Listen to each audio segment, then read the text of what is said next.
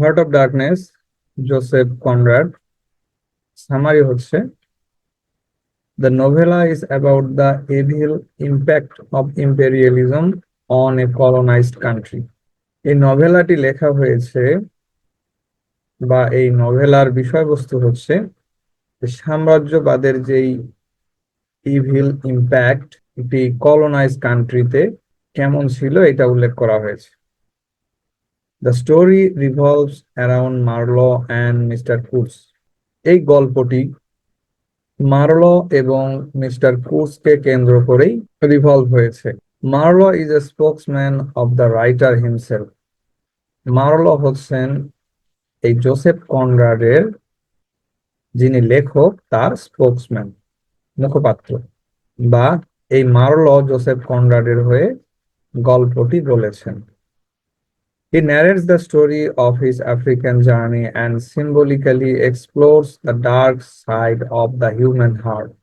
তিনি তার এই আফ্রিকান যে জার্নি ছিল সেইটা সম্পর্কে বর্ণনা করেছেন, আর যেইটা প্রতীকী অর্থে মানুষের মধ্যে যেই ডার্ক সাইড আছে, মানুষের মনের মধ্যে যে অন্ধকার একটা দিক আছে, সেইটাকে তিনি উদ্ঘাটন করেছেন এই গল্পের মধ্য দিয়ে।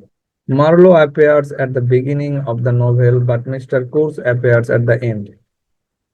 গল্পের শুরুতেই মার্লোর উপস্থিতি পাওয়া গেছে, আর মিস্টার কুর্জের উপস্থিতি পাওয়া গেছে একদম শেষে, যখন সে অসুস্থ হয়ে মৃত্যু শয্যায় ছিল এবং তাকে সভ্য দেশে নিয়ে আসা হচ্ছিল চিকিৎসার জন্য। But the whole attention of the novel is on mister Kurtz. কিন্তু এই নোভেলের পুরো অ্যাটেনশনই ছিল মিস্টার কুর্জের উপরে, কারণ মার্লো যখন থেকে গল্প বলা শুরু করেছে তার জার্নির, তখন থেকেই সবার মুখে মুখে এই মিস্টার কুর্জের কথা শুনতে ছিল সে। তো এই পুরো অ্যাটেনশনটাই মিস্টার কুর্জের প্রতি ছিল, যে আসলে mister Kurz K. When Charles Marlowe started his journey at the time, Congo was under the imperialistic rule of Belgian king Leopold the second. যখন চার্লস মার্লো তার জার্নি শুরু করেছিল কঙ্গোতে, অর্থাৎ কঙ্গোতে যাওয়ার উদ্দেশ্যে বের হয়েছিল, তখন এই বেলজিয়ান কিং লিওপোল্ড দ্য সেকেন্ডের শাসন চলছিল কঙ্গোতে। Marlow was captain of the Belgian ship and explored the dark continent as well as the human heart. আর মার্লো ছিল ওই জাহাজের, বেলজিয়ান যে শিপ ছিল সেইটার ক্যাপ্টেন, যিনি এই ডার্ক কন্টিনেন্ট, অন্ধকার যেই মহাদেশ ছিল সেইটাকে তিনি উদ্ঘাটন করেছেন। এর সাথে সাথে মানুষের মনের মধ্যে যে দিকগুলো আছে ভালো মন্দ, সেইটাও তিনি এক্সপ্লোর করেছেন। He shared his imperialistic view with the other sailors.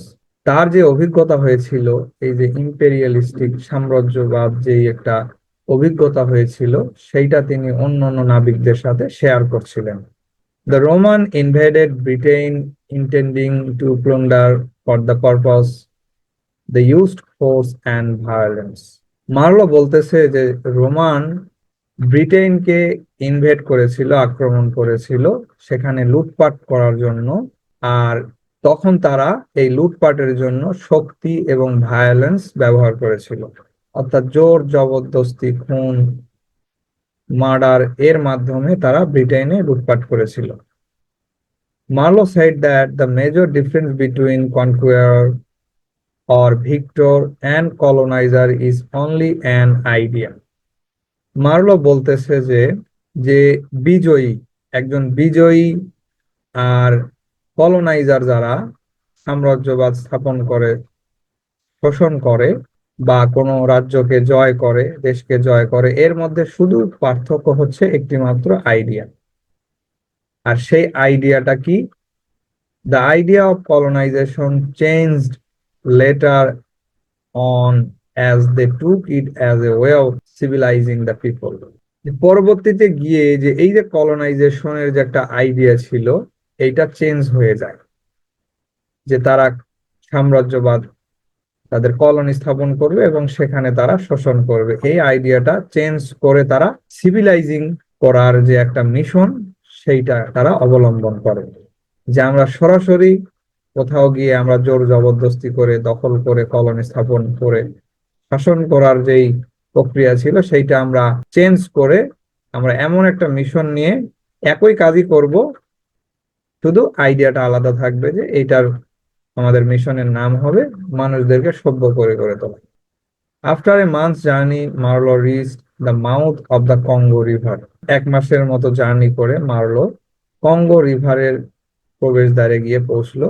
But it needed a journey of 200 miles to reach his destination.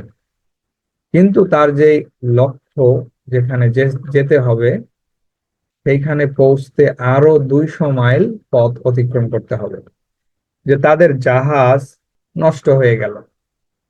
So they had to repair of vessel.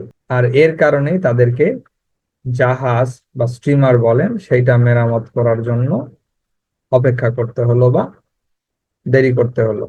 In that place he found some black natives who had chained together and were compelled to do their work as a form of punishment. যখন তারা এই তাদের জাহাজ মেরামত করছিল, তখন Marlowe দেখতে পেল কিছু ব্ল্যাক মানুষ যারা নিজেদের অবস্থান পরিবর্তন করতেছেন এবং তাদেরকে কোনো কাজ করতে বাধ্য করা হচ্ছে পানিশমেন্ট হিসেবে। তো তারা কোনো ক্রাইম করছে, আর এই ক্রাইমের শাস্তি হিসেবে তাদেরকে কিছু কাজে ব্যস্ত রাখা হয়েছে। The people looked hellish because of the dark figure of human beings of nature. আর ওই সমস্ত লোকদেরকে একদম নারকীয়ের মতো দেখাচ্ছিল। তার কারণ ছিল তাদের যে শারীরিক গঠন এবং সেখানকার প্রকৃতি। Among the darkness, he found a well-dressed man and he was the chief accountant. ওই সকল লোকদের মধ্যে মার্লো একজন ওয়েল ড্রেসড ব্যক্তিকে খুঁজে পেলেন, যে ভালো পোশাক পরিচ্ছদ পরেছিল, আর সে ছিল chief accountant. From that person Marlow came to know about Mister Kurtz. আর এই চিফ অ্যাকাউন্টেন্ট এর কাছ থেকে মার্লো মিস্টার কুডস সম্পর্কে অনেক কিছু জানতে পারল। Mister Kurtz is a remarkable person. তিনি বললেন যে মিস্টার কুডস একজন বিখ্যাত ব্যক্তি। That man send more ivory than other agents of the company. যিনি কোম্পানির অন্যান্য এজেন্টের চেয়ে সবচেয়ে বেশি আইভরি সংগ্রহ করে পাঠিয়ে দেয়। Then Marlow took a 15-day journey on foot to reach the centre station. এরপরে সেন্টার স্টেশনে পৌঁছার জন্য মার্লো 15 দিনের একটি জার্নি করলো পায়ে হেঁটে। On his arrival at the centre স্টেশনে পৌঁছার পরে Marlowe receive a cold reception from the manager. সেখানকার যে ম্যানেজার ছিল তার থেকে একটি কোল্ড রিসিপশন পেল। He was angry about Marlow's late arrival. আর ম্যানেজার মার্লোর দেরিতে পৌঁছার কারণে সে রাগান্বিত হয়েছিল। Later on the manager also mention about Mister Kurtz. সেখানে পৌঁছেও মার্লো এই ম্যানেজারের কাছ থেকে মিস্টার ক্রুজ সম্পর্কে অনেক কিছু শুনতে পেল বা জানতে পারলো। Marlow was interested in meeting with the person. আর এত কিছু শোনার পরে মার্লো মিস্টার ক্রুজের সাথে দেখা করার জন্য আগ্রহী হলো। During his stay at the place, মার্লোর সেখানে থাকাকালীন অবস্থায় he found lots of white people who are called agents. আরো অনেক শ্বেত বর্ণের লোকদেরকে তিনি দেখতে পেলেন যারা ছিল agent. But they had no work to do. তাদের প্রকৃতপক্ষে কোনো কাজ ছিল না। Their main works are only blackbeating and intriguing. তাদের প্রধান কাজ ছিল হচ্ছে এই যে ব্ল্যাক পিপল ছিল সেখানকার নেটিভ পিপল, তাদেরকে অত্যাচার করা, প্রহার করা এবং ষড়যন্ত্র করা। Marlow considers them as faithless pilgrims. Marlow তাদেরকে এই ফেইথলেস পিলগ্রিম হিসেবে আখ্যা দিয়েছিল। এটি ব্রিফ কোশ্চেন আসতে পারে যে ফেইথলেস পিলগ্রিম বলতে কাদের বোঝানো হয়েছে, আবার শর্ট কোশ্চেন আসতে পারে। ফেইথলেস পিলগ্রিম হচ্ছে কিছু হোয়াইট পিপল যারা সেন্টার স্টেশনে থাকতো এবং তাদের মেইন উদ্দেশ্য ছিল ব্ল্যাক বিটিং করা এবং ইন্ট্রিগিং করা। এর সাথে আরো কিছু অ্যাড করে দিবেন। Ivory was the main subject of interest to them. আর তাদের প্রধান উদ্দেশ্যই ছিল বা আগ্রহের বিষয় ছিল হচ্ছে ivory. After that day they stay in the centre station. এরপরে এই মার্লো আর তার সাথে আরো যারা ছিল তারা সেন্টার স্টেশনে থাকতে শুরু করলো। Marlow started to the inner station. এরপরে মার্লো আবার ইনার স্টেশন, আরো যে ভেতরে যে একটা স্টেশন আছে সেখানকার উদ্দেশ্যে রওনা দিল। This journey was compared to the dark ancient days of human civilisation. আর এই যে জার্নিটা শুরু হলো ইনার স্টেশনের উদ্দেশ্যে, এই জার্নিটাকে তুলনা করা হয়েছে যে মানব সভ্যতার যে প্রাচীন যুগ ছিল, অন্ধকারাচ্ছন্ন যুগ, সেইটার সাথে তুলনা করা হয়েছে। Marlowe feels that he is going backward two human civilisation. যখন মার্লো ইনার স্টেশনের উদ্দেশ্যে যাত্রা করতেছিল আর তার চারপাশের যে অবস্থা, মানুষের জীবনযাপন, তারপরে শ্বেত বর্ণের লোকেদের যে শোষণ, এগুলো দেখে এবং নিম্নমানের জীবনযাপন দেখে সে নিজেকে এমন ভাবতেছিল যে সে মানব সভ্যতা থেকে দিন দিন আরো পিছনে চলে যাচ্ছে, অর্থাৎ ব্যাকওয়ার্ড চলে যাচ্ছে। As if he was sailing into the heart of darkness. আর যেমনটি ভাবে সে মানুষের মনের যে অন্ধকারাচ্ছন্ন দিক, সেইটার মধ্যে সে সেইলিং করতেছে, ভ্রমণ করতেছে বা যাত্রা করতেছে। On arriving in the inner station, Marlow found that Kurtz was seriously ill. Inner স্টেশনে পৌঁছার পরে মার্লো দেখতে পেল যে মিস্টার কুস খুবই অসুস্থ। He knew from others that he was an excellent speaker and influenced the native people. তিনি অন্যান্য লোকদের থেকে জানতে পারলেন যে মার্লো ছিলেন একজন পটু বক্তা, যিনি বক্তৃতা দানে খুবই পটু ছিলেন এবং মানুষদেরকে, স্থানীয়দেরকে ইনফ্লুয়েন্স করতে পারতেন, অর্থাৎ তার ভাষণের মাধ্যম দিয়ে স্থানীয় লোকদেরকে তিনি বশ করে ফেলেছিলেন। He always talks about his intended ivory, station, river, his everything as if he were the owner of everything around him. সে সবসময় তার উদ্দেশ্যের বিষয়গুলো যেগুলো ছিল, আগ্রহের বিষয়, আইভরি, স্টেশন, রিভার, এগুলো নিয়ে সে সবসময় কথা বলতো, আর এমন ভাবে বলতো যেন তিনি হচ্ছে তার চারপাশের সবকিছুর মালিক। When Marlowe tried to take away Mr. Coos for medical treatment, the native protested the plan. যখন মার্লো মিস্টার কুসকে ভালো চিকিৎসার জন্য নিয়ে আসতে লাগলো, তখন স্থানীয়রা প্ল্যানটিকে ভেস্তে দেয়, অর্থাৎ ওই জাহাজটিকে আক্রমণ করে জাহাজের যাত্রা বাধাগ্রস্ত করে। In the second attempt, Marlowe had to blow the whistle of the steamer to get them away from the wave. প্রথম চেষ্টা যখন মার্লো ব্যর্থ হলো জাহাজ রান করতে, মানে স্থানীয়রা এসে জাহাজের চারপাশে ঘিরে নেয়, কোনোভাবে জাহাজ চালু করতে পারে না। তো পরবর্তীতে সে যখন পুনরায় অ্যাটেম্প করলো, তখন সে বারবার হুইসেল বাজালো যেন লোকেরা জাহাজের কাছ থেকে সরে চলে যায়।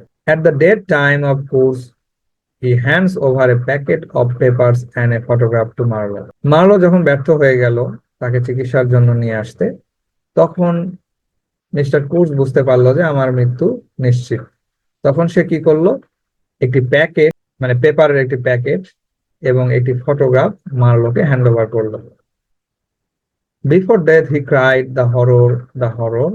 আর মৃত্যুর পূর্বে মার্লো এইভাবে সে কান্না করলো বা এই শব্দগুলো উচ্চারণ করলো, the horror, the horror. This statement disclosed that he lived over the evil and evil also lived within himself.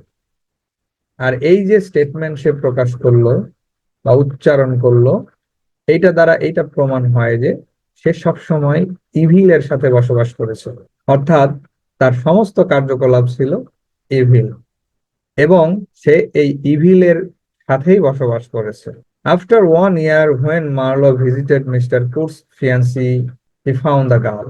Marlowe নিজের দেশে ফিরে আসলো এবং 1 বছর পরে যখন মিস্টার কুর্জের যে ফিয়ান্সি ছিল তার সাথে দেখা করতে গেল এবং সে মেয়েটিকে সে খুঁজে পেয়েছিল। He found that she was still mourning. Marlowe এইটা দেখতে পেল যে বা অনুভব করলো যে ওই মেয়েটি মিস্টার কুর্জের জন্য এখনো মর্নিং করতেছে, শোক পালন করতেছে। When she asked Marlowe about the last word of Mr. Kurz, আর মেয়েটি মিস্টার মার্লোকে জিজ্ঞাসা করলো যে মিস্টার কুর্জের শেষ শব্দ কি ছিল, যে সে যখন মৃত্যুবরণ করতেছিল, মারা যাচ্ছিল, তখন তার মুখ দিয়ে যেই শব্দগুলো বের হয়েছিল সেগুলো কি ছিল। He had answered that he uttered her name before death. তখন এই মার্লো একটু বুদ্ধি খাটিয়ে বা ওই মেয়েটাকে সান্ত্বনা দেওয়ার জন্য এইটা বলে যে, উত্তর দেয় যে মিস্টার কুক যখন মারা যাচ্ছিল তখন তোমার নামটি সে বারবার উচ্চারণ করেছিল। For the first time Marlow fell peace of mind by saying a line. আর এই কথাটি বলার পরে ওই মেয়েটি যখন খুশি হলো মনে মনে বা একটু সান্ত্বনা পেল, তখন মার্লো যেই প্রথম কোনোবার মিথ্যা বলে মনের মধ্যে একটি শান্তি অনুভব করলো বা পিস পেল।